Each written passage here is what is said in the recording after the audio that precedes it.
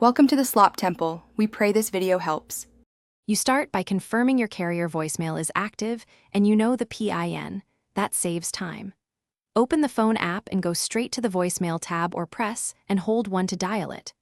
Once there, follow prompts to set up a greeting and password. Do this now. Make sure mobile data or Wi-Fi is on if you want visual voicemail, because it pulls messages over data instead of the call system. Now you record and save a concise greeting. Try calling your own number from a second phone to verify it sounds right. Once done, use visual voicemail to play, rewind, delete, or save messages. Visual controls are faster than dial menu navigation.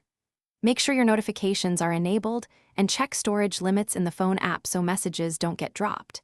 If messages fail to download, switch network to finish, manage messages, share important voicemails, use built-in transcription where available, and archive or delete to free space.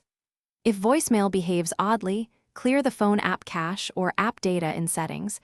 That often resets visual voicemail without losing carrier messages. If problems persist, contact your carrier to reset your mailbox on their side. One quick troubleshooting tip: toggle airplane mode or restart the phone to re-establish signal and force voicemail retrieval. Thanks for watching. Consider subscribing if we helped you.